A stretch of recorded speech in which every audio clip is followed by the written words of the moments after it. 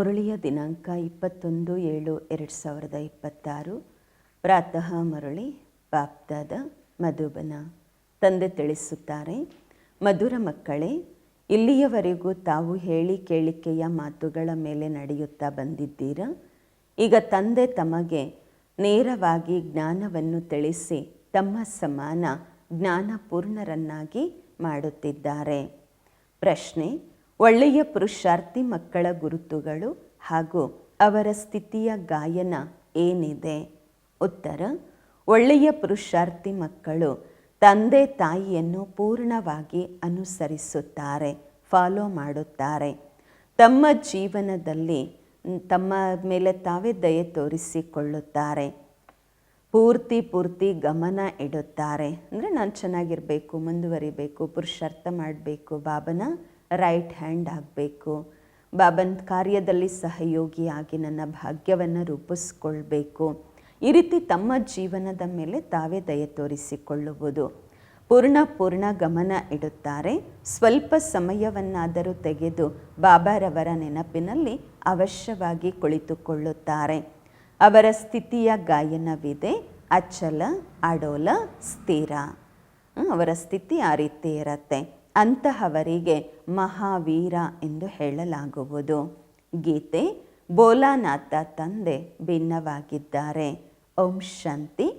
ಭಕ್ತಿ ಮಾರ್ಗದಲ್ಲಿ ಪ್ರಪಂಚ ಕೇವಲ ಗಾಯನ ಮಾಡುತ್ತೆ ಅಷ್ಟೇ. ತಾವು ಮಕ್ಕಳು ಈಗ ತಿಳಿದುಕೊಂಡಿದ್ದೀರಾ, ಭಕ್ತಿ ಮಾರ್ಗದಲ್ಲಿ ನಾವು ಸಹ ಗಾಯನ ಮಾಡುತ್ತಿದ್ದೆವು.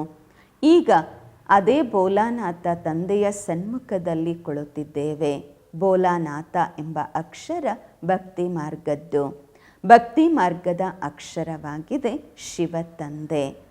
ತಾವು ತಿಳಿದುಕೊಂಡಿದ್ದೀರಾ, ಅನಾದಿ ಮಾಡಲ್ಪಟ್ಟ ಡ್ರಾಮಾ ಪ್ಲಾನ್ ಅನುಸಾರವಾಗಿ ಈಗ ಸಂಗಮ ಯುಗದಲ್ಲಿ ತಂದೆಯೇ ಬಂದು ನಮ್ಮಿಂದ ಈ ಪುರುಷಾರ್ಥ ಮಾಡಿಸುತ್ತಿದ್ದಾರೆ. ಕಲ್ಪವೂ ಪುರುಷಾರ್ಥ ಮಾಡಿಸುತ್ತಾ ಬಂದಿದ್ದಾರೆ. ಎಷ್ಟು ಸಮಯ ತಾವು ಮಕ್ಕಳು ಭಕ್ತಿ ಮಾಡಿದ್ದೀರಾ, ಇದನ್ನು ಸಹ ಸಿದ್ಧ ಮಾಡಿ ತಿಳಿಸಲಾಗುವುದು. ಯಾರು ಮೊಟ್ಟ ಮೊದಲು ಭಕ್ತಿ ಪ್ರಾರಂಭಿಸಿದ್ದೀರಿ ಅವರೇ ಬಂದು ಜ್ಞಾನವನ್ನು ಪಡೆಯುತ್ತಿದ್ದೀರಾ ಮತ್ತು ಸೂರ್ಯವಂಶದವರಾಗುತ್ತೀರಾ. ಸತ್ಯಯುಗದಲ್ಲಿ ಕೇವಲ ಒಬ್ಬ ಲಕ್ಷ್ಮೀನಾರಾಯಣ ಬರುವುದಿಲ್ಲ, ಅವರ ಮನೆತನವೂ ಇರುವುದು. ಅದಕ್ಕೆ ಹೇಳಲಾಗುವುದು ದೈವಿ ವರ್ಣ ಎಂದು. ಭಾರತದಲ್ಲಿ ದೈವಿ ವರ್ಣವಿತ್ತು, ಈಗ ಆಸುರಿ ವರ್ಣವಿದೆ. ಇದಾಗಿದೆ ಸಂಗಮ. ಈಗ ಅಸುರರಿಂದ ದೈವಿ ವರ್ಣದಲ್ಲಿ ಹೋಗಬೇಕಾಗಿದೆ. ಈ ಮಹಾಭಾರತ ಯುದ್ಧವೂ ಸಹ ಅದೇ ಆಗಿದೆ. ಯಾವುದು? ಗಾಯನವಿದೆ. ಕೇವಲ ಹೆಸರು ಶಿವ ತಂದೆಗೆ ಬದಲಾಗಿ ಶ್ರೀಕೃಷ್ಣನದನ್ನು ಬರೆದಿದ್ದಾರೆ. ಒಂದು ಗೀತೆ ಖಂಡನೆ ಆಗಿರುವುದರಿಂದ ಎಲ್ಲ ಶಾಸ್ತ್ರಗಳು ಖಂಡನೆಯಾಗಿವೆ. ಮೂಲ ಮಾತಾಗಿದೆ ಗೀತೆಯದು. ಗೀತಾ ಪಾಠಶಾಲೆ ಅಥವಾ ಗೀತಾ ಭವನ ಎಷ್ಟಿವೆ. ಗೀತಾ ಜ್ಞಾನ ಕೇಳುವ ಪಾಠಶಾಲೆಗಳು ಇವೆ. ಸ್ವಯಂ ಹೇಳುವವರು ಇಲ್ಲ. ಯಾರಿದ್ದು ಹೋಗಿದ್ದಾರೆ ಅವರದು ಗಾಯನ ನಡೆಯುತ್ತೆ. ತಾವು ಮಕ್ಕಳಿಗಂತೂ ಪ್ರತಿನಿತ್ಯ ಬಾಬಾರವರು ಬಹಳ ಪ್ರೀತಿಯಿಂದ ತಿಳಿಸುತ್ತಾರೆ. ತಾವು ಮಕ್ಕಳು ತಿಳಿದುಕೊಂಡಿದ್ದೀರಾ, ಬಾಬಾರವರು ಪ್ರೀತಿಯ ಸಾಗರ ಆಗಿದ್ದಾರೆ. ಎಲ್ಲರಿಗೂ ಪ್ರೀತಿಯಿಂದ ಕಲಿಸುತ್ತಿದ್ದಾರೆ. ಬಾಬಾ ಎಂದಿಗೂ ಕೋಪ ಮಾಡಿಕೊಳ್ಳುವುದಿಲ್ಲ, ಸದಾ ಪ್ರೀತಿಯಿಂದ ತಿಳಿಸುತ್ತಾರೆ. ಮಕ್ಕಳೇ, ತಾವು ಸತೋಪ್ರಧಾನರಿದ್ದೀರಿ. ಅನಂತರ ಪುನರ್ಜನ್ಮ ಪಡೆಯುತ್ತಾ ಬಂದಿದ್ದೀರಾ. ತಾವು ಭಾರತವಾಸಿಗಳೇ ಅಸಲ್ನಲ್ಲಿ ದೇವಿ ದೇವತಾ ಧರ್ಮದವರು. ಇದನ್ನು ಸಹ ತಂದೆ ತಿಳಿಸುತ್ತಾರೆ. ಮೊಟ್ಟ ಮೊದಲು ಆಸ್ತಿ ಪಡೆಯುವವರು ಯಾರು ಬರ್ತಾರೆ? ಯಾರು ಕಲ್ಪದ ಮೊದಲು ಬಂದಿದ್ದರು, ತಂದೆಯಿಂದ ಆಸ್ತಿ ಪಡೆದಿದ್ದರು. ಅವರೇ ಹೇಳುತ್ತಾರೆ, ಬಾಬಾ ನಿಮ್ಮ ವಿನಃ ನಮ್ಮ ಸಹಾಯಕ ಸ್ವಾಮಿ ಮತ್ತಾರೂ ಇಲ್ಲ. ತಂದೆ ಕ್ಷಮೆಯೂ ಸಹ ಯಾವಾಗ ಮಾಡುತ್ತಾರೆ? ಯಾವಾಗ ಸಂಗಮ ಯುಗ ಬರುವುದು ಆಗ. ಇದಂತೂ ಮಕ್ಕಳು ತಿಳಿದುಕೊಂಡಿದ್ದೀರಾ. ಇದು ರಾವಣ ರಾಜ್ಯವಾಗಿದೆ. ರಾವಣ ರಾಜ್ಯ, ರಾಮರಾಜ್ಯ ಎರಡೂ ಇಲ್ಲೇ ಇರುವುದು. ರಾಮರಾಜ್ಯ ಬಯಸುತ್ತಾರೆ. ಯಾವಾಗ ರಾವಣ ರಾಜ್ಯವಿರುತ್ತದೆ ಆಗ. ಯಾವಾಗ ತಾವು ಶಿವ ತಂದೆ ಎಂದು ಹೇಳುತ್ತೀರಾ ಆಗ ಬುದ್ಧಿ ನಿರಾಕಾರ ತಂದೆಯ ಕಡೆ ಹೋಗುವುದು, ನಿರಾಕಾರನ ನೆನಪು ಬರುವುದು. ಆತ್ಮವೇ ತಂದೆಯನ್ನು ಕರೆಯುತ್ತದೆ. ಈ ರೀತಿಯೂ ಅಲ್ಲ, ಪರಮಾತ್ಮ ಏನು ಕುಳಿತು ತಿಳಿಸುತ್ತಾರೆ, ಆ ರೀತಿ ಅಲ್ಲ. ಆತ್ಮ ಕುಳಿತು ತಂದೆಯನ್ನು ಕರೆಯುತ್ತಾರೆ. ತಂದೆ ಹೇಳುತ್ತಾರೆ, ಡ್ರಾಮಾ ಪ್ಲಾನ್ ಅನುಸಾರವಾಗಿ ಪತಿತರನ್ನ ಪಾವನರನ್ನಾಗಿ ಮಾಡಲು ನಾನು ಶರೀರದಲ್ಲಿ ಬಂದಿದ್ದೇನೆ. ಈ ರೀತಿಯೆಲ್ಲ ಕರೆಯನ್ನು ಕೇಳಿ ಬಂದಿದ್ದೇನೆ ಎಂದಲ್ಲ. ಯಾವಾಗ ಭಕ್ತಿ ಪೂರ್ಣವಾಯಿತು ಆಗ ನಾನು ಬರಬೇಕಾಗಿ ಬಂತು. ಇದು ತಿಳಿದುಕೊಳ್ಳುವಂತಹ ಮಾತಾಗಿದೆ. ಆ ಒಂದು ಸಮಯ ಬಂದಾಗ ಮಕ್ಕಳು ಕರೆಯುತ್ತಾ ಬರುತ್ತೀರಾ? ಇದಂತೂ ಎಲ್ಲೂ ಬರೆದಿಲ್ಲ ಅಲ್ವಾ, ಯಾವಾಗ ಬರ್ತಾರೆ ಭಗವಂತ ಎಂದು. ಅವರಂತೂ ಕಲ್ಪದ ಆಯುಷ್ಯನ್ನು ತಪ್ಪಾಗಿ ಬರೆದಿದ್ದಾರೆ. ಈ ಚಿತ್ರಗಳು ನಿಮ್ಮ ಪ್ರತಿ ಮನೆಯಲ್ಲೂ ಇರಬೇಕು. ಯಾರು ಪ್ರತಿನಿತ್ಯ ನೋಡ್ತಾರೆ, ನೆನಪು ಮಾಡ್ಕೊಳ್ತಾರೆ, ಇವರು ಶಿವ ಬಾಬಾ, ಇವರು ಬ್ರಹ್ಮ ಬಾಬಾ, ಇದು ಸ್ವರ್ಗದ ಆಸ್ತಿ, ಅವ್ರಿಗೆ ಚೆನ್ನಾಗಿ ನೆನಪಿರತ್ತೆ. ಪ್ರತಿನಿತ್ಯ ನೋಡ್ತಾ ಇರಬೇಕು. ಅದಕ್ಕೆ ಮನೆಗಳಲ್ಲಿ ಇರಬೇಕು ಚಿತ್ರಗಳು ಅಂತಾರೆ ಬಾಬಾ. ಬಾಬಾ ಹೇಳುತ್ತಾರೆ, ಮಕ್ಕಳೇ, ಸತೋಪ್ರಧಾನರಾಗಲು ನನ್ನನ್ನು ನೆನಪು ಮಾಡಿ, ಆಗ ವಿಕಾರಗಳ ತುಕ್ಕು ಬಿಟ್ಟು ಹೋಗುವುದು. ಈ ಯುಕ್ತಿಯನ್ನು ಸಹ ತಂದೆಯೇ ತಿಳಿಸುತ್ತಿದ್ದಾರೆ. ಬಾಬಾ ಹೇಳುತ್ತಾರೆ, ನಾನು ಸಹ ಪುರುಷಾರ್ಥ ಮಾಡುತ್ತಿದ್ದೇನೆ. ಬ್ರಹ್ಮ ಬಾಬಾ ಹೇಳ್ತಾರೆ, ಮಕ್ಕಳು ಪರಸ್ಪರದಲ್ಲಿ ಒಬ್ಬರಿಗೊಬ್ಬರು ಎಚ್ಚರಿಕೆಯನ್ನು ಮಾಡಿಸುತ್ತಾ ಉನ್ನತಿ ಹೊಂದುತ್ತಾ ಇರಬೇಕು. ಈ ಚಿತ್ರಗಳ ತಿಳುವಳಿಕೆ ಬಹಳ ಚೆನ್ನಾಗಿದೆ. ಶಿವ ತಂದೆ ಬ್ರಹ್ಮರವರ ಮೂಲಕ ಸ್ಥಾಪನೆ ಮಾಡುತ್ತಿದ್ದಾರೆ. ಸನ್ಮುಖದಲ್ಲಿ ಮಹಾಭಾರಿ ಮಹಾಭಾರತ ಯುದ್ಧ ನಿಂತಿದೆ. ಅನೇಕ ಧರ್ಮಗಳ ವಿನಾಶವಾಗುವುದು, ಅದಕ್ಕಾಗಿ ಯುದ್ಧ ಅವಶ್ಯವಾಗಿ ಆಗುವುದು. ಈ ಮಾತುಗಳನ್ನು ತಾವು ಮಕ್ಕಳು ಮರೆಯಬಾರದು. ಈಗ ಕಲಿಯುಗ ಘೋರ ಅಂಧಕಾರವಿದೆ. ಇಷ್ಟೊಂದು ಜನ ಮನುಷ್ಯರಿದ್ದಾರೆ. ಅವಶ್ಯವಾಗಿ ಪ್ರಪಂಚದ ವಿನಾಶವಂತೂ ಆಗುವುದು. ಸತ್ಯಯುಗದಲ್ಲಿ ಒಂದೇ ಧರ್ಮ ಇರುವುದು. ಅವಶ್ಯವಾಗಿ 84 ಜನ್ಮಗಳ ಚಕ್ರವೂ ಸಹ ಅವರೇ ಸುತ್ತುತ್ತಾರೆ. ಇದಂತೂ ಸಹಜ. ಬಾಕಿ ಇಷ್ಟೆಲ್ಲ ಧರ್ಮಗಳ ಅವಿನಾಶ ಅವಶ್ಯವಾಗಿ ಆಗುವುದು. ಇಷ್ಟೆಲ್ಲ ಧರ್ಮಗಳ ವಿನಾಶ ಅವಶ್ಯವಾಗಿ ಆಗುವುದು. ಮತ್ತು ಒಂದು ಧರ್ಮದ ಸ್ಥಾಪನೆ ಅವಶ್ಯವಾಗಿ ಆಗುತ್ತಿದೆ. ಸರ್ವರ ಸದ್ಗತಿದಾತ ತಂದೆಯಾಗಿದ್ದಾರೆ. ತಂದೆಯಿಂದಲೇ ಮಕ್ಕಳಿಗೆ ಆಸ್ತಿ ಸಿಗುವುದು. ಮಕ್ಕಳು ತಿಳಿದುಕೊಂಡಿದ್ದೀರಾ, ನಾವೇನು ವಿದ್ಯಾಭ್ಯಾಸ ಓದುತ್ತಿದ್ದೇವೆ, ಇದು ಭವಿಷ್ಯದ 21 ಜನ್ಮಗಳಿಗಾಗಿ ಓದುತ್ತಿದ್ದೇವೆ. ಭಗವಾನು ವಾಚ, ನಾನು ನಿಮಗೆ ಓದಿಸಿ 21 ಜನ್ಮಗಳಿಗಾಗಿ ಸ್ವರ್ಗದ ಮಾಲೀಕರನ್ನಾಗಿ ಮಾಡುತ್ತಿದ್ದೇನೆ. ಸೂರ್ಯವಂಶಿ ಚಂದ್ರವಂಶಿ ಮನೆತನದ ಸ್ಥಾಪನೆ ಆಗಲಿದೆ. ಯಾರೆಷ್ಟು ಪುರುಷಾರ್ಥ ಮಾಡುತ್ತಾರೆ ಅಷ್ಟು ಶ್ರೇಷ್ಠ ಪದವಿ ಪಡೆಯುತ್ತಾರೆ ಅಂದಾಗ ಶಿವ ತಂದೆ ಹೇಳುತ್ತಾರೆ, ಈ ತಂದೆ ತಾಯಿ ಮಮ್ಮ ಮತ್ತು ಬಾಬರವರನ್ನು, ಬ್ರಹ್ಮ ಬಾಬಾ ಮತ್ತು ಜಗದಂಬ ಸರಸ್ವತಿಯನ್ನು ಫಾಲೋ ಮಾಡಿ. ಇವರಿಗೆ ಸೂಕ್ಷ್ಮವತನ ವೈಕುಂಠದಲ್ಲಿಯೂ ಸಹ ನೀವು ನೋಡಬಹುದು. ತಮ್ಮನ್ನು ತಾವು ನೋಡಬಹುದು. ನಾವು ಸಹ ಮಹಾರಾಜ ಮಹಾರಾಣಿ ಆಗುತ್ತೇವೆ. ವೈಕುಂಠದ ಸಾಕ್ಷಾತ್ಕಾರವೂ ಆಗುವುದು. ಎಲ್ಲರೂ ಒಪ್ಪಿಕೊಳ್ಳುತ್ತಾರೆ, ಭಾರತ ವೈಕುಂಠವಾಗಿತ್ತು, ಶ್ರೀಕೃಷ್ಣಪುರಿ ಇತ್ತು ಎಂದು. ಇಂದು ಕಂಸಪುರಿಯಾಗಿದೆ. ನಾಳೆ ಮತ್ತೆ ಕೃಷ್ಣಪುರಿ ಆಗುವುದು. ರಾತ್ರಿ ಬದಲಾಗಿ ದಿನವಾಗುವುದು. ಅಂದರೆ ಕಲಿಯುಗದ ನಂತರ ಸತ್ಯಯುಗ ಬರುವುದು. ಇದಾಗಿದೆ ಅರ್ಧ ಕಲ್ಪದ ಬೇಹದ್ದಿನ ದಿನ ಮತ್ತು ಅರ್ಧ ಕಲ್ಪದ ಬೇಹದ್ದಿನ ರಾತ್ರಿ. ಅಂಧಕಾರದಲ್ಲಿ ಪೆಟ್ಟುಗಳಂತೂ ತಿನ್ನುತ್ತಿರುತ್ತಾರೆ. ಬ್ರಹ್ಮರವರ ರಾತ್ರಿಯೇ ಬ್ರಾಹ್ಮಣರ ರಾತ್ರಿ. ಮತ್ತು ತಾವು ಬ್ರಾಹ್ಮಣರಿಂದ ದೇವತೆಗಳಾಗುತ್ತೀರಾ. ಸತ್ಯಯುಗದಲ್ಲಿ ಬ್ರಾಹ್ಮಣರು ಇರುವುದಿಲ್ಲ, ದೇವತೆಗಳು ಇರುವಂತಹದ್ದು. ಇದನ್ನು ಸಹ ತಾವು ಮಕ್ಕಳು ತಿಳಿದುಕೊಂಡಿದ್ದೀರಾ. ಭಾರತ ಪವಿತ್ರ ರಾಜಸ್ಥಾನವಾಗಿತ್ತು, ಅನಂತರ ಅಪವಿತ್ರ ರಾಜಸ್ಥಾನವಾಯಿತು. ಭಾರತ ಸದಾ ರಾಜಸ್ಥಾನವಾಗಿರುವುದು. ರಾಜ್ಯ ನಡೆಯುತ್ತಾ ಬಂದಿದೆ ಮತ್ತು ಅನ್ಯ ಧರ್ಮದವರು ಶುರುವಿನಿಂದಲೇ ರಾಜ್ಯ ನಡೆಸುವುದಿಲ್ಲ. ಭಗವಂತ ರಾಜ್ಯವನ್ನು ಸ್ಥಾಪನೆ ಮಾಡುವಂಥದ್ದು ಸತ್ಯಯುಗದ್ದು. ಭಗವಂತನೇ ಬಂದು ರಾಜಯೋಗವನ್ನು ಕಲಿಸುತ್ತಿದ್ದಾರೆ. ಅವರಾಗಿದ್ದಾರೆ ನಿರಾಕಾರ, ಜ್ಞಾನಸಾಗರ, ಸುಖಸಾಗರ ತಂದೆ. ತಾವು ತಿಳಿದುಕೊಂಡಿದ್ದೀರಾ, ತಂದೆಯಿಂದ ನಮಗೆ ಆಸ್ತಿ ಸಿಗುತ್ತಿದೆ. ಅವಶ್ಯವಾಗಿ ನಮ್ಮ ಪುರುಷಾರ್ಥದ ನಿಧಾನವಿದೆ ಅಷ್ಟೇ. ಯಾರೆಷ್ಟು ಪುರುಷಾರ್ಥ ಮಾಡುತ್ತಾರೆ ಅಷ್ಟು ಮಾರ್ಗವನ್ನು ಅನ್ಯರಿಗೂ ತೋರಿಸುತ್ತಾರೆ. ಬಾಬಾ ಹೇಳುತ್ತಾರೆ, ತಂದೆಯಾದ ನನ್ನನ್ನು ನೆನಪು ಮಾಡಿದಾಗ ತಾವು ಪತಿತರಿಂದ ಪಾವನರಾಗಿ ಪಾವನ ಪ್ರಪಂಚಕ್ಕೆ ಮಾಲೀಕರಾಗುತ್ತೀರಾ. ಎಷ್ಟು ಸಹಜ. ಲೌಕಿಕ ತಂದೆ ತಾಯಿ ಜ್ಞಾನದಲ್ಲಿ ಒಂದು ವೇಳೆ ಇದ್ದರೆ ಮಕ್ಕಳಿಗೂ ಸಹ ಜ್ಞಾನ ಕೊಡಬೇಕು, ತಮ್ಮ ಸಮಾನ ಮಾಡಿಕೊಳ್ಳಬೇಕು. ತಂದೆ ತಾಯಿ ಸತ್ಯ ಸಂಪಾದನೆ ಮಾಡಿಕೊಳ್ಳುತ್ತಿದ್ದರೆ ಮಕ್ಕಳಿಗೂ ಆ ಒಂದು ಸತ್ಯ ಸಂಪಾದನೆ ಮಾಡಿಸಬೇಕು. ಕೆಲವರು ಮಕ್ಕಳು ಸಹ ತುಂಬ ಒಳ್ಳೆಯವರು ಇರ್ತಾರೆ, ಹೇಳ್ತಾರೆ ನಾವು ಆತ್ಮಿಕ ವಿದ್ಯೆಯನ್ನು ಓದಿ ಮನೆ ಮನೆಯಲ್ಲೂ ಈ ಸಂದೇಶವನ್ನು ಕೊಡುತ್ತೇವೆ ಎಂದು.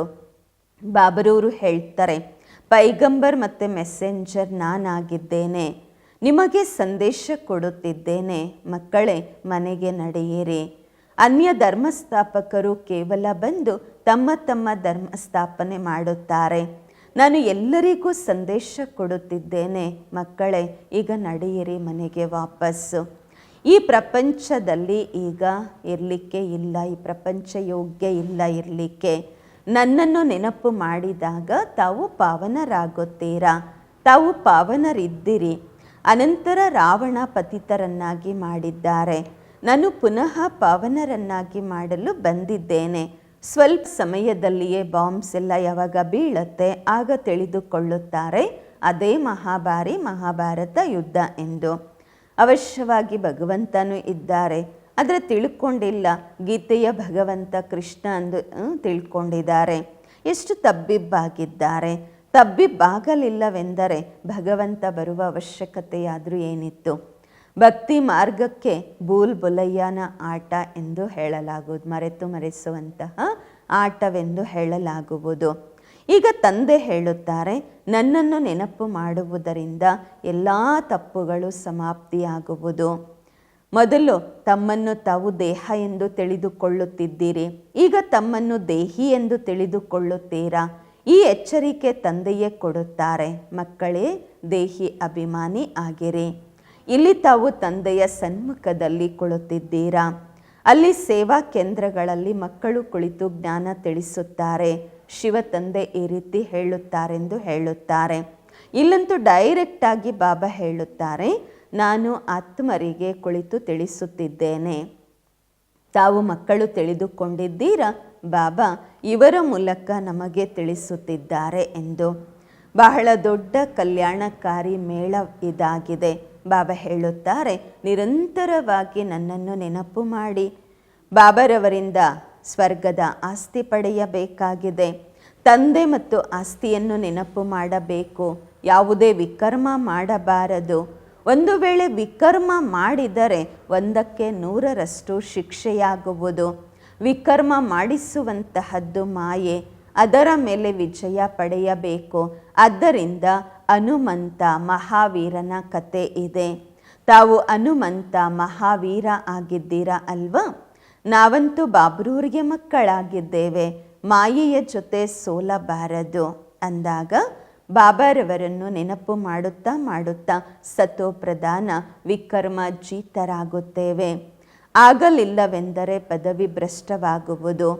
ಪುರುಷಾರ್ಥಿ ಮಕ್ಕಳು ಯಾರಿರುತ್ತಾರೆ ಅವರು ತಮ್ಮ ಜೀವನದ ಮೇಲೆ ತಾವೇ ದಯೆ ತೋರಿಸಿಕೊಳ್ಳುತ್ತಾರೆ. ಏನೇ ಆದರೂ ನೆನಪಿನ ಯಾತ್ರೆಯಲ್ಲಿ ಇರುತ್ತಾರೆ. ಅಚಲ ಅಡೋಲ ಸ್ಥಿರವಾಗಿ ಇರುತ್ತಾರೆ.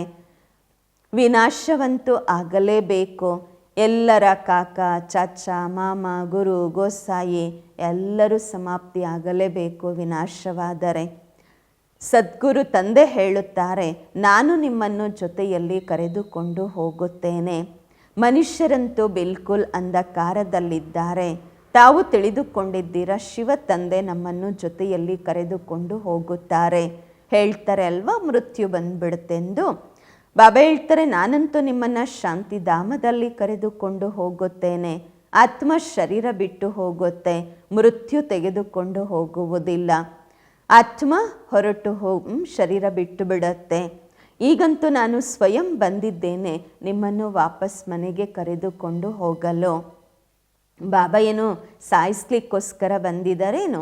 ಇಲ್ಲ, ಯಾರನ್ನು ಸಾಯಿಸ್ಲಿಕ್ಕೆ ಬಾಬಾ ಬಂದಿಲ್ಲ. ಹಳೆಯ ಶರೀರ ನೀವು ಬಿಟ್ಟು ಬಿಡುತ್ತೀರಾ, ಆತ್ಮ ಶರೀರದಿಂದ ಹೊರಬರುತ್ತೆ ಅಷ್ಟೆ. ಈಗ ಆತ್ಮ ತಮೋಪ್ರಧಾನದಿಂದ ಸತೋಪ್ರಧಾನ ಆಗಬೇಕು. ಈಗ ಪಂಚತತ್ವಗಳು ಸಹ ತಮೋಪ್ರಧಾನ ಇವೆ, ಆದ್ದರಿಂದ ಶರೀರವೂ ಸಹ ಆ ರೀತಿ ತಯಾರಾಗಿದೆ.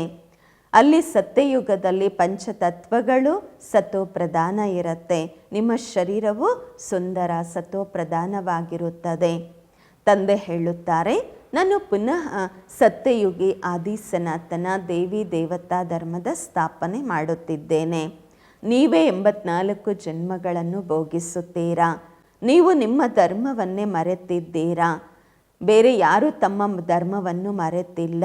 ತಾವು ಈಗ ತಿಳಿದುಕೊಂಡಿದ್ದೀರಾ, ನಾವು ವಾಸ್ತವದಲ್ಲಿ ದೇವಿ ದೇವತಾ ಧರ್ಮದವರು. ಇಷ್ಟು ಶ್ರೇಷ್ಠರಿದ್ದವರು ಕೆಳಗೆ ಹೇಗೆ ಬಂದೆವು? ತಂದೆ ಕುಳಿತು ಕಲ್ಪಕಲ್ಪವು ತಮಗೆ ತಿಳಿಸುತ್ತಾರೆ, ತಾವು ಅನಂತರ ಅನ್ಯರಿಗೆ ತಿಳಿಸುತ್ತಿರುತ್ತೀರಾ. ಈಗ 84 ಜನ್ಮಗಳ ಚಕ್ರ ಪೂರ್ಣವಾಗುವುದು. ವಿನಾಶ ಸನ್ಮುಖದಲ್ಲಿ ನಿಂತಿದೆ. ಸ್ವರ್ಗಕ್ಕೆ ಮಾಲೀಕರಾಗಲು ತಮ್ಮನ್ನು ತಾವೇ ಯೋಗ್ಯರನ್ನಾಗಿ ಮಾಡಿಕೊಳ್ಳಬೇಕು. ಯೋಗ್ಯರಾಗುತ್ತೀರಾ ಬಾಬಾರವರ ನೆನಪಿನಿಂದ. ಬೆಳಗ್ಗೆ ಎದ್ದು ಬಾಬಾರವರನ್ನು ನೆನಪು ಮಾಡಿ, ಬಾಬಾ ವಂಡರ್, ತಾವು ಹೇಗೆ ಬಂದಿದ್ದೀರಾ, ಹೇಗೆ ನಾವು ನಿಮ್ಮ ಮುಂದೆ ಕೂತಿದ್ದೇವೆ, ಸನ್ಮುಖದಲ್ಲಿ ತಾವು ಮಾತನಾಡುತ್ತಿದ್ದೀರಾ. ಅದೆಲ್ಲ ಭಕ್ತಿ ಮಾರ್ಗದ ಮಾತುಗಳೇನಿದೆ ಹೇಳಿ ಕೇಳುವಂತಹದ್ದು. ಈಗ ಆತ್ಮರಿಗೆ ತಂದೆ ಸಿಕ್ಕಿದ್ದಾರೆ, ಆತ್ಮನಿಗೆ ತಂದೆ ಸಿಕ್ಕಿದ್ದಾರೆ ಅಂದಾಗ ಪ್ರೀತಿಯಿಂದ ಬಂದು ಬಾಬನ ಮಿಲನ ಮಾಡಬೇಕು, ಪ್ರೀತಿಯಲ್ಲಿ ಬರಬೇಕು. ಮಕ್ಕಳು ತಂದೆಯ ಜೊತೆ ಬಹಳ ಪ್ರೀತಿಯಿಂದ ಮಿಲನ ಮಾಡುತ್ತಾರೆ. ಇಲ್ಲಂತೂ ನಿರಾಕಾರ ತಂದೆ ಗುಪ್ತವಾಗಿದ್ದಾರೆ. ಆದ್ದರಿಂದ ಬಾಬಾ ಸದಾ ಹೇಳುತ್ತಾರೆ, ಇವರ ಜೊತೆ ಮಿಲನ ಮಾಡಿದರೆ ಶಿವ ತಂದೆಯನ್ನು ನೆನಪು ಮಾಡಿ ಮಿಲನ ಮಾಡಿ. ಬ್ರಹ್ಮ ಬಾಬ್ರವ್ರ ಜೊತೆ ಮಿಲನ ಮಾಡಿದ್ರು ಶಿವಬಾಬ್ರವ್ರನ್ನ ನೆನಪು ಮಾಡಿ, ಇವರಲ್ಲಿ ಬಾಬಾ ಇದ್ದಾರೆ ಆ ಅನುಭವ ಮಾಡಿ ಮಿಲನ ಮಾಡಿ. ಮನುಷ್ಯರಂತೂ ಏನೂ ತಿಳಿದುಕೊಂಡಿಲ್ಲ, ನಿಮ್ಮಲ್ಲಿಯೂ ಕೆಲವರು ಏನೂ ತಿಳಿದುಕೊಂಡಿಲ್ಲ. ನನ್ನ ಮಕ್ಕಳಾಗಿಯೂ ಸಹ ಮರೆಯುತ್ತಾರೆ, ದೇಹಾಭಿಮಾನದಲ್ಲಿ ಬರುತ್ತಾರೆ, ಪ್ರತಿಜ್ಞೆಯೂ ಮಾಡುತ್ತಾರೆ, ಬಾಬಾ ನಾನು ನಿಮ್ಮವರಾಗಿದ್ದೇನೆ. ಮೇಲಿರ್ಬೋದು, ಫಿಮೇಲ್ ಇರಬಹುದು, ಇಬ್ಬರು ಕೂಡ ಆತ್ಮನೇ ಅಲ್ವಾ, ಇಬ್ಬರು ಹೇಳ್ತಾರೆ. ಆದರೆ ಶರೀರದಲ್ಲಿ ಬಂದಾಗ ಪುರುಷ ಅಂತ ಹೇಳಲಾಗತ್ತೆ, ಸ್ತ್ರೀ ಅಂತ ಹೇಳಲಾಗತ್ತೆ. ಬಾಬಾ ನಾವು ನಿಮ್ಮವರಾಗ್ಬಿಟ್ಟಿದ್ದೀವಿ ಅಂತ ಹೇಳ್ತಾರೆ ಪುರುಷ ಸ್ತ್ರೀ ಎಲ್ಲರೂ. ಬಾಬಾ ನಾವು ನಿಮ್ಮಿಂದ ಪೂರ್ತಿ ಆಸ್ತಿ ಪಡೆಯುತ್ತೇವೆ, ಪೂರ್ತಿ ನೆನಪು ಮಾಡುತ್ತೇವೆ. ನೆನಪಿಲ್ಲದೆ ವಿಕಾರಗಳ ತುಕ್ಕು ಬಿಟ್ಟು ಹೋಗುವುದಿಲ್ಲ. ತಮೋ ಪ್ರಧಾನರಿಂದ ಸತೋ ಪ್ರಧಾನರಾಗುವುದಿಲ್ಲ. ಸತ್ಯಯುಗದಲ್ಲಿ ಅಖಂಡ ಅಟಲ ಸುಖ ಶಾಂತಿ ಸಂಪತ್ತಿನ 21 ಜನ್ಮಗಳ ಆಸ್ತಿ ರಾಜ್ಯ ಸಿಗುವುದು. ಸ್ವರ್ಗದ ರಚಯಿತ ತಂದೆ ಅವಶ್ಯವಾಗಿ ತಮ್ಮ ಆಸ್ತಿಯನ್ನು ಕೊಡುತ್ತಾರೆ. ಗಾಯನವೂ ಇದೆ. ಬ್ರಹ್ಮ ತತ್ವದಲ್ಲಿರುವಂತಹ ಪರಂಪಿತ ಪರಮಾತ್ಮನ ಚಿಂತೆ ಇತ್ತು. ಈಗ ಅವರು ಸಿಕ್ಬಿಟ್ಟಿದ್ದಾರೆ ಅಂದರೆ ಇನ್ನೇನು ಬೇಕು? ಅವರಂತೂ ಒಂದು ಬಾರಿ ಬರುತ್ತಾರೆ. ಇದು ತಿಳಿದುಕೊಳ್ಳುವಂತಹ ಮಾತಾಗಿದೆ ಅಲ್ವಾ? ಮತ್ತಾರೂ ಸಹ ತಿಳಿದುಕೊಳ್ಳುವುದಿಲ್ಲ. ಮುಂದೆ ಹೋಗುತ್ತಾ ಎಲ್ಲರ ಕಣ್ಣು ತೆರೆಯಲಾಗುವುದು. ಸ್ವಲ್ಪ ಯುದ್ಧ ಆಯಿತು, ಸ್ವಲ್ಪ ದೊಡ್ಡದಾಗಿ ಯುದ್ಧ ಆಯಿತು ಅಂದರೆ ಎಲ್ಲರೂ ಬಂದೇ ಬರ್ತಾರೆ. ವಾಸ್ತವದಲ್ಲಿ ಯಜ್ಞ ರಚನೆಯಾಗಿದೆ, ಯುದ್ಧನೂ ನಡೀತಾ ಇದೆ. ಈ ಯಜ್ಞದ ಬಗ್ಗೆ ಯಾರಿಗೂ ಗೊತ್ತಿಲ್ಲ. ರುದ್ರ ಜ್ಞಾನ ಯಜ್ಞ ರಚಿಸಲಾಗಿದೆ ಅಂದಾಗ ವಿನಾಶವೂ ಆಗುವುದು.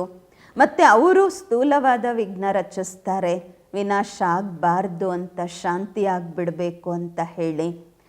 ಮತ್ತೆಯೂ ಸಹ ಈ ಯಜ್ಞ ರಚನೆಯಾಗಿದೆ, ಭಗವಂತ ರಚಿಸಿದ್ದಾರೆ. ಅವರಿಗೆ ಗೊತ್ತೇ ಇಲ್ಲ ವಿನಾಶವಾದರೆ ಏನಾಗುವುದೆಂದು. ಈಗ ತಾವು ಮಕ್ಕಳು ಪೂರ್ತಿ ವಿಶ್ವದ ಆದಿ ಮಧ್ಯ ಅಂತ್ಯವನ್ನು ತಿಳಿದುಕೊಂಡಿದ್ದೀರಾ. ತಾವು ಎಲ್ಲರ ಬೇಹದ್ದಿನ ಜನ್ಮ ಕಥೆಯನ್ನು ತಿಳಿದುಕೊಂಡಿದ್ದೀರಾ. ಆ ರೀತಿ ಯಾರೂ ಇಲ್ಲ. ಪರಂಪಿತ ಪರಮಾತ್ಮ ನಮ್ಮ ಜೀವನದ ಕಥೆಯನ್ನು ಹೇಳುತ್ತಿದ್ದಾರೆ ಅಂತ ಹೇಳುವವರು. ಪರಮಾತ್ಮನನ್ನು ಎಲ್ಲರೂ ಕರೀತಾರೆ ಅಲ್ವಾ, ಗಳಿಗೆಗೂ ನೆನಪು ಮಾಡುತ್ತಾರೆ, ಹೇಳುತ್ತಾರೆ ಭಗವಂತ ಈ ಮಗು ಕೊಟ್ಟರು, ಭಗವಂತ ಈ ಆಸ್ತಿ ಕೊಟ್ಟರು, ಮನೆ ಕೊಟ್ಟರು, ಪರಿವಾರ ಕೊಟ್ಟರು ಅಂತ. ಕೆಲವರು ಕೊಳ್ಳುತ್ತಾರೆ, ಯಾರ ವಸ್ತುವಾಗಿತ್ತು ಅವರು ತಗೊಂಡ್ಬಿಟ್ರು. ಈ ರೀತಿಯೂ ಕೆಲವರು ಬುದ್ಧಿವಂತ ಪುರುಷರಿರುತ್ತಾರೆ. ಅನೇಕ ಪ್ರಕಾರದ ಮನುಷ್ಯರಿದ್ದಾರೆ. ಈಗ ತಮಗೆ ತಂದೆ ಸಿಕ್ಕಿದ್ದಾರೆ ಅಂದಾಗ ತಂದೆಯನ್ನು ನೆನಪು ಮಾಡಬೇಕು. ನೆನಪಿನಿಂದಲೇ ಸಂಪಾದನೆ ಆಗುವುದು. ತಾವು ವಿಷ್ಣುಪುರಿಗೆ ಮಾಲೀಕರಾಗುತ್ತೀರಾ. ತಾವು ಸತ್ಯಯುಗದಿಂದ ಹಿಡಿದು ಕಲಿಯುಗದ ಅಂತಿಮದವರೆಗೆ ಪೂರ್ತಿ ಚಕ್ರವನ್ನು ತಿಳಿದುಕೊಂಡಿದ್ದೀರಾ. ನಿಮ್ಮ ಬುದ್ಧಿಯಲ್ಲಿ ಅದೇ ಜ್ಞಾನವಿದೆ ಏನು ಬಾಬಾ ಕೊಡ್ತಾ ಇದ್ದಾರೆ. ಹೇಗೆ ಬಾಬರವರ ಬುದ್ಧಿಯಲ್ಲಿದೆ ಹಾಗೆ ನಿಮ್ಮ ಬುದ್ಧಿಯಲ್ಲೂ ಇದೆ. ಆದ್ದರಿಂದ ಬಾಬಾರವರಿಗೆ ಜ್ಞಾನಸಾಗರ, ನಾಲೆಜ್ಫುಲ್ ಎಂದು ಹೇಳಲಾಗುವುದು. ಈಗ ತಾವು ತಂದೆಯಿಂದ ಆಸ್ತಿ ಪಡೆಯುತ್ತಿದ್ದೀರಾ. ತಾವು ಮಕ್ಕಳು ಅಚ್ಚಲ ಸ್ಥಿರವಾಗಿರಬೇಕು. ಈ ರೀತಿ ಎಲ್ಲ ಮಾಯೆ ಗಳಿಗೆಗೂ ಬಂದು ಡೋಲಾಯಮಾನ ಮಾಡುತ್ತೆ ಎಂದಲ್ಲ.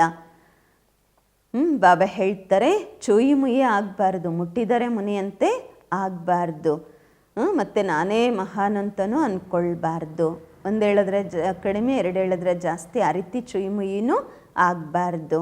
ಬಾಬರವರನ್ನು ನೆನಪು ಮಾಡದೇ ಇರುವುದರಿಂದ ತಬ್ಬಿಬ್ಬಾಗುತ್ತೀರಾ, ಬಾಡಿ ಹೋಗುತ್ತೀರಾ.